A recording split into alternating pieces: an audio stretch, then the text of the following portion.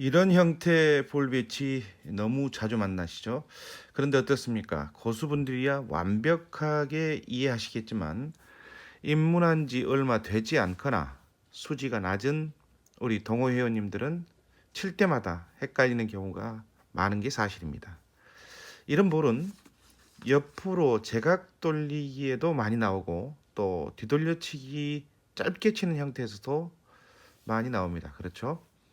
그렇다면 이렇게 장, 단, 장, 장으로 이어지는 경우에 4쿠션 이후 5 쿠션, 그러니까 5 쿠션으로 이어지는 라인은 어떻게 형성될까요? 리버스 엔드 형태인 거죠. 대략 4 쿠션 5포인트가 5 쿠션 단축 2포인트로 또 6포인트가 단축 1포인트로 간다고 생각하시고 치시는 분들이 많을 겁니다. 물론 이 기준점이 보통의 일반 각도에서는 맞습니다. 5 쿠션의 볼이 쿠션으로부터 떠 있어서 쟁반 형태의 빅볼로 있다면 조금 잘못 치고 비슷하게 보내놓아도 득점이 되는 거죠. 그런데 섬세하게 쳐야 하는 경우에는 실패할 때가 종종 있습니다. 종종이 아니라 많이 있죠. 아마 그런 경험이 많이 있을 거라고 저는 생각합니다. 저도 마찬가지니까요. 따라서 우선 3쿠션에서 4쿠션으로 갈 때 선에 따라 4쿠션에서 5쿠션으로 가는 라인이 다르다는 걸 이해하셔야 합니다.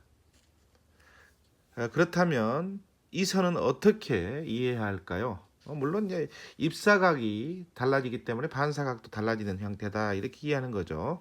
자, 이 볼을 3쿠션에서 연습을 해보는 겁니다. 노잉글리시 즉 무회전으로 3쿠션에서 4쿠션 라인으로 보낸다 생각하시고 3쿠션 지점에서부터 볼을 3쿠션 시켜서 연장 경로를 한번 확인해 보는 거죠. 자, 3쿠션 이후의 경로입니다. 쿠션의 코너에서 그러니까 3쿠션 지점이라고 생각하시면 되는 겁니다. 쿠션의 코너에서 장축 리버스 엔드 형태라면 4쿠션 지점이 되는 거죠. 4쿠션 지점이 되는 곳으로 장축 5포인트로 보내면 단축에 2포인트에 떨어지는 형태가 되는 겁니다. 따라서 수구 3쿠션의 한 포인트당 4쿠션은 반 포인트씩 이동한다는 걸 이해할 수가 있을 겁니다.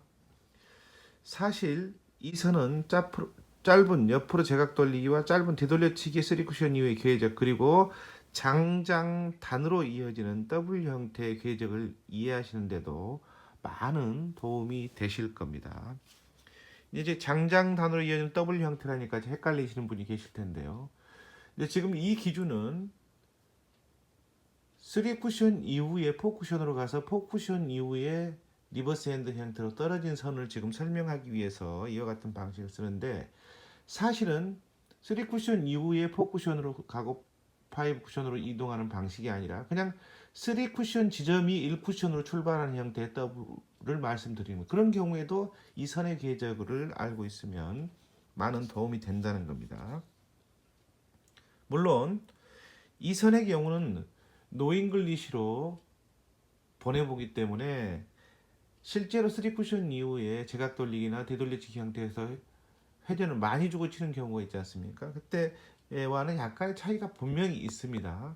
슬립기, 즉 미끄럼이 있는 당구대에서 짧은 옆으로 제각 돌리기나 짧은 뒤돌리치기 형태 그리고 회전력이 특히나 최대치 맥시멈 회전으로 진행될 경우에는 3쿠션 이후에 4쿠션을 맞고 나서 5쿠션으로 축 처지는 현상이 나타나기 때문에 지금 이와 같은 방식보다는 훨씬 더 밑으로 각도로 쳐지게 되겠죠. 그건 여러분들이 당연히 이해하셔야 되는 겁니다. 또 맥시멈의 경우에도 강한 배팅이 아니라 특히나 더 슬로우로 볼이 전진할 경우는 맞고 나서 더 느슨하게 쳐지는 형태가 떨어진다는 것은 여러분들이 당구를 쳐보시면 금방 이해가 될 겁니다. 지금 이제 제가 알려드리는 기준은 회전력이 적은 경우에는 특히나 정확하고요. 회전이 2팁 반이나 3팁이라 할지라도 약간의 속도가 있을 경우에 리버스 핸드에는 이와 같은 유사한 선을 형성이 된다라고 생각하면 이해가 될 겁니다.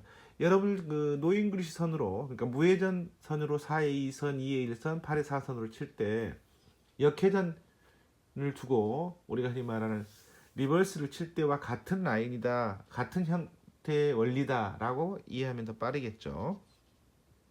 자, 따라서 3쿠션 이후에 4쿠션, 그리고 4쿠션 이후에는 리버스 엔드로 작용하는 선의 기준점으로 삼으시면 이것을 수지를 높이는데 많은 도움이 될 겁니다. 당연히 이 선을 통해서 노잉글리시가 아닌 역회전을 두고 볼을 한번 슬로우 형태로 보내 보시기 바랍니다. 속도와 회전의 차이를 느껴보시면서 리버스 핸드 형태의 볼이 어떻게 작용될 수 있는지를 해보시면 이해가 될 겁니다. 또한 그동안 헷갈리셨던 선의 궤적을 이해하는데도 매우 도움이 될 겁니다. 자, 그렇다면 화면을 한번 통해서 보실까요? 자, 이 볼은 짧은 뒤돌려치기 형태이죠. 3쿠션 지점이 장쪽 코너에서 나오는 겁니다. 4쿠션 5포인트를 향해서 바라보고 오고 있죠. 그러니까 아까 연습했던 코너에서 5포인트로 보내는 형태가 되기 때문에 당연히 단축이 2포인트 라인으로 타게 되겠죠. 리버스 형태로 내려오면서 득점이 되는 겁니다. 3쿠션 코너에서 4쿠션 5포인트 지점으로 온다는 게 핵심인 거죠. 자, 또 다른 화면을 볼까요?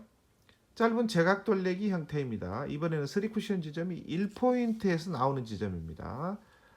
4쿠션 지점은 5.5포인트 지점으로 가고 있죠. 3쿠션 한 포인트당 4쿠션 반 포인트 차이가 난다는 것을 말씀드렸죠. 당연히 5쿠션 리버스 엔드 형태로 단축 2포인트 지점이 득점이 되는 겁니다. 자, 그렇다면 또 다른 볼을 한번 보겠습니다. 3쿠션 지점이 반 포인트에서 나오는데 4쿠션 지점 5쿠션 진입점으로 향하는 겁니다. 자, 이런 경우에 3쿠션 코너에서 원래 5포인트로 가야만이 단축에 2포인트로 떨어지는데 이 각도가 3쿠션 이후에 코너가 아니라 그보다 살짝 높은 반 포인트 지점에서 5쿠션으로 가기 때문에 당연히 4쿠션 이후에 5쿠션으로 떨어진 리버스 엔드 형태가 좀 더 짧은 형태로 떨어지겠죠. 단축에 2.5포인트 정도로 진행되겠죠. 그래서 이 볼이 좀 얇게 맞는 겁니다. 자, 이 진로는 여러분 계속해서 연습하셔서 이해하셔야 합니다. 왜냐하면 정말 자주 만나는 볼이고 볼의 배치에도 영향을 끼치기 때문에 포지션할 때는 이런 볼의 형태를 거의 많이 쓰지 않습니까? 속도와 회전의 변화를 주면서 3쿠션과 4쿠션의 진행이 어떻게 되는지를 이해하시면서 보시기 바랍니다.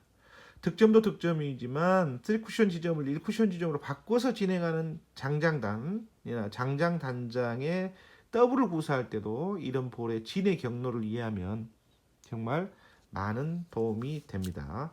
3쿠션은 원리를 이해하고 그 다음에 연습을 통해서 경로를 만들어내고, 그 경로란 건 같은 경로를 말하는 거겠죠. 그 경로를 만들어낸 다음에는 정말 득점이 이루어지면서 최고의 실력으로 쌓여가는 겁니다. 여러분의 실력을 높이는데 도움이 되는 기준점이었으면 참 좋겠습니다. 아하 3쿠션이었습니다.